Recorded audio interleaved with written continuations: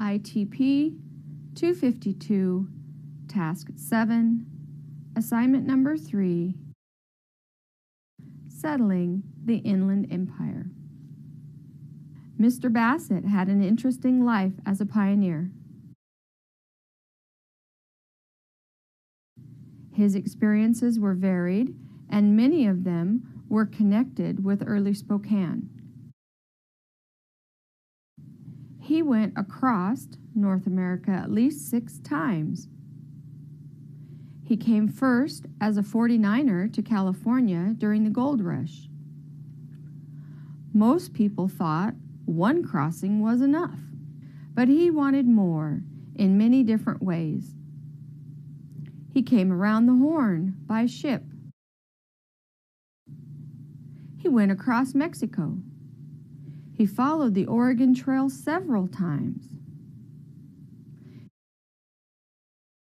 He found gold in the Clearwater River near what is now called Pierce, Idaho.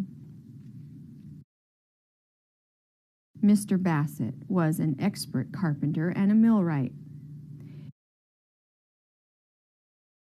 In 1871, when Mr. Scranton and Mr. Downing, the first white people in what is now called the city of Spokane, wanted to build a sawmill, they hired Mr. Bassett to help them.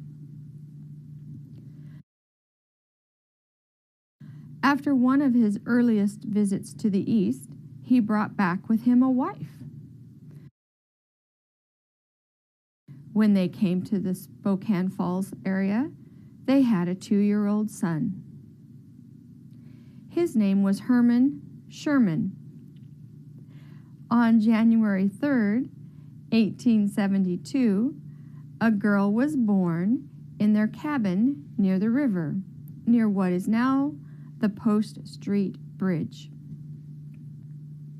They named her Minnie Maria.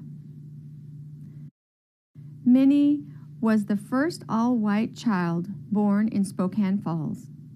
Herman Sherman lived in Spokane until 1967. After the sawmill was built, Mr. Bassett had a chance to stay in Spokane, but moved to some good farmland. He searched extensively until he finally found good land about 15 miles south of Spokane Falls. This was very good soil, with grass very high, and he had his own water spring. He built his cabin near the spring. It's sad, but Minnie Maria drowned in the spring of 1875. By mid-June 1877, the Bassetts enjoyed their new home. There were 2 more children. One morning, Mr. Bassett noticed that they needed food and stock. He had 2 choices.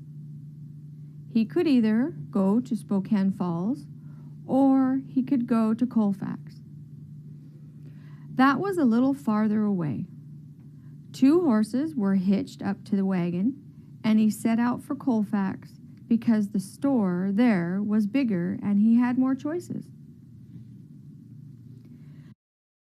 Late in the afternoon, a mailman rushed onto the Bassett property. He couldn't stop. He had no time. But he shouted to Mrs. Bassett that the Indians had killed many whites and told her, "Take your children and go to town as quickly as possible."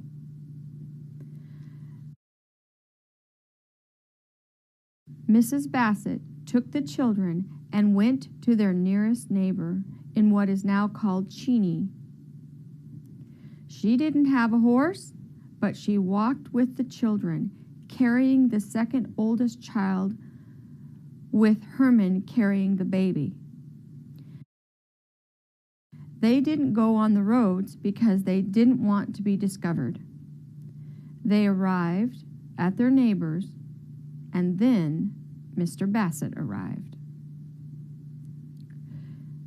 They decided to load the wagon at sundown and go back to their cabin. They arrived just as the sun was rising. There was a massacre that happened in the Salmon River area, about 200 miles south from Spokane.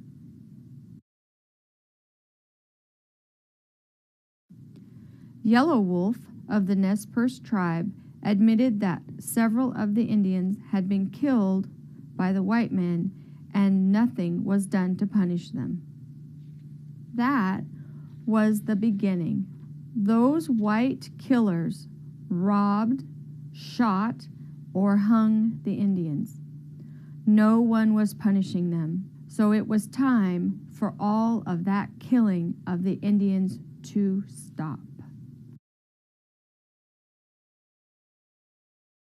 In June of 1877, the chief's son was so angry about the white men who had killed his father. They went to look for the man but couldn't find him. That man had gone to Florida, where he dressed up in Chinese clothes and hid. So they killed another man named Mr. Devine, who had treated the Indians badly.